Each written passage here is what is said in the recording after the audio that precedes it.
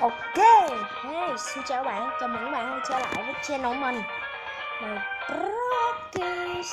Và hôm nay mình sẽ giới thiệu cho bạn một cái show của bạn ok đại chiến của mình. Thì đây là của mình đây, để mình chốt.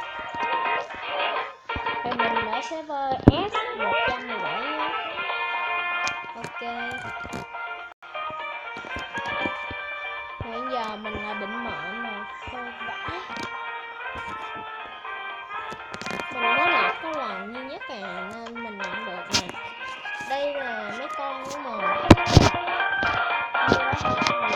Có mấy con mà mình đem đi gộp cho. Đây là ba con mạnh nhất của mình. Rồi Olivia. Thân nhập 35 level 47. 52.773 lực chiến. Đấy, các bạn thấy chưa? Còn phụ kiện thì mình không đeo gì hết.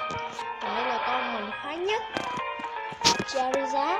Thì con này là cộng 8 rồi.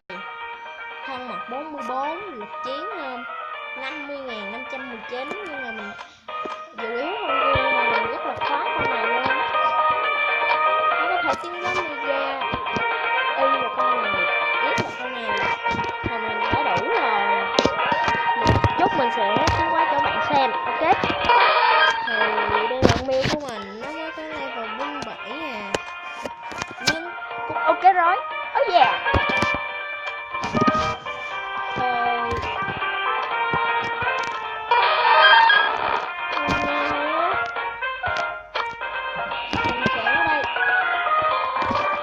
Chủ yếu là mình chỉ cho bạn xem bạn mình show ok để chiến với lại tiến hóa con Charizard thành em Charizard thôi, ok. Thì bây giờ chúng ta hãy tiến hóa nào. Quên mình chưa nữa, phụ kiện thì mình đã đeo cho này ok. Chuẩn bị, thời khắc phơi lòi đã tới, ok. Mình không tiến hóa con này được tại vì Charizard y không có cách để lấy. Ok, 3, 2, 1 phê. Ok. Yeah, hay quá, 57.000. What the fuck.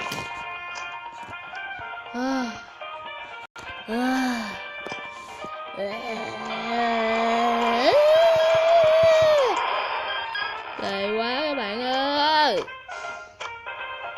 Thì mình sẽ đi đánh xem nha. Mình sẽ đi top PK thôi. Mình mới hạng 266 nè. Lực chiến có 164.000 nè. Nhưng mà cũng ok rồi. Sao mấy người mạnh không vậy? Cho con yếu em ơi, em đánh cái nào?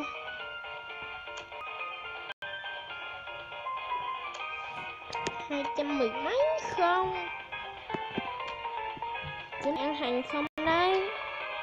168 hả? Cũng méo có lại đâu. What the fuck? Xem chiến cái nào? What the heck? 156 nè. Ok, nó đã tiến hóa lên rồi thì mình cũng tiến hóa lên thôi. Tại vì mình chỉ theo việc là nuôi dưỡng cho mấy con bé mình mạnh thôi, chứ mình không quan tâm nhiều lắm tới tiến hóa mega. Nhưng mà hôm nay tiến hóa mega được là phê lắm rồi. Mới thấy nhiên đây. Dính làm sao được cơ chứ. Chết đi. Một đứa. Ngu người.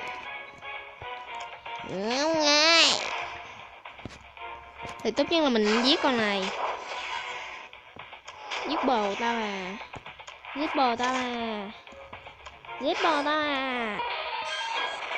Một đứa chết rồi.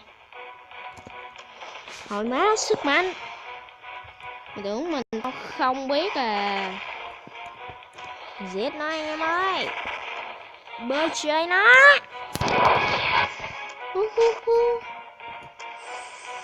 Bầm. Mày lắm đợi mờ mờ. Dính. Mày nghĩ mày hồi máu được là mày ngon hả? Mày tưởng tao không hồi máu được chắc. Mày tưởng tao không hồi máu được chắc. Ok, thắng rồi.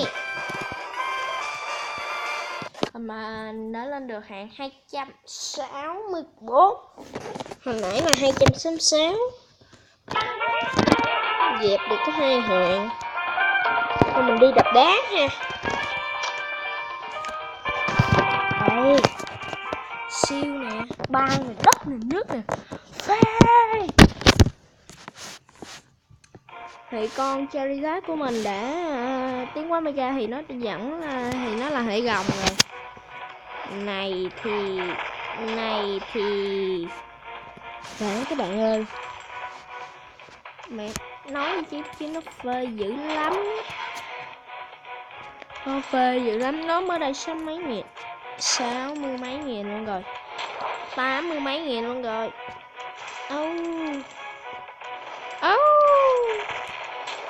122 nghìn.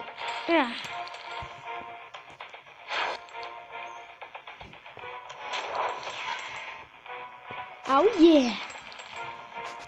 Mình nghĩ mình có thể lên được 176 nghìn. Phê.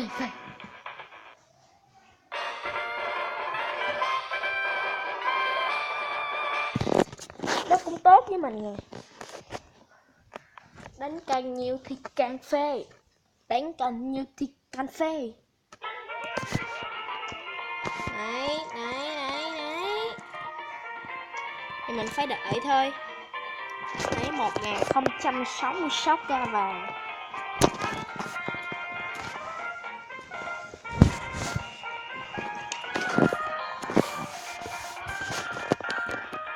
Nó mình sẽ thử đi đánh ải nước tiếp thôi. Ải này mình thu rồi. Giờ mình sẽ phục thù. Mình sẽ phục thù.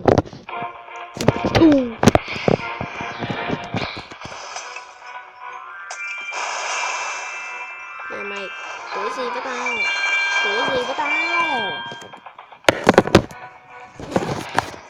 Rồi. Ai da, đời hỡi. Sao mấy anh lại làm thế với em? Em chỉ là một thằng ngu muội thôi. Đừng đánh em. Em chỉ là một thằng ngu muội thôi.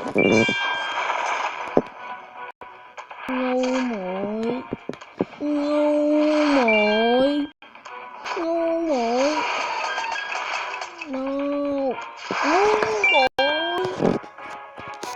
Ok, cuối cùng mình đã thắng rồi. Phê quá.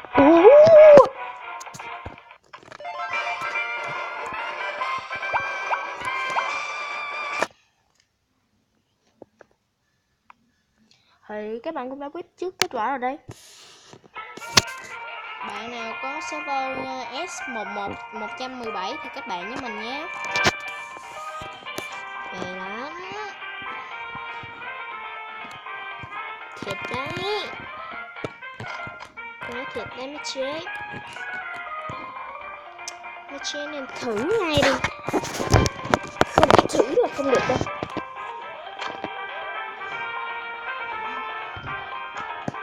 Đấy, mình sẽ thử phân thú. Cái bậc 3 asset đơn giản như đang giỡn. Nó còn có 16.000 mấy nè. Này.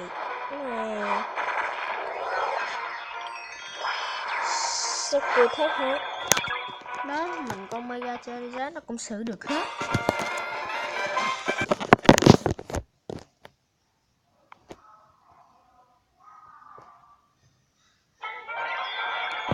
Nhân 2 quà.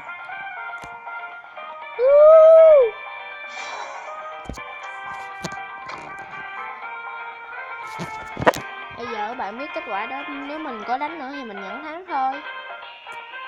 Thì ok, nếu bạn thích video này thì đừng quên để lại một like, một subscribe và đồng thời nhớ chia sẻ để mình có động lực làm tiếp theo những video tiếp theo hay hơn nhé. Thì ok, bây giờ thì bye bye.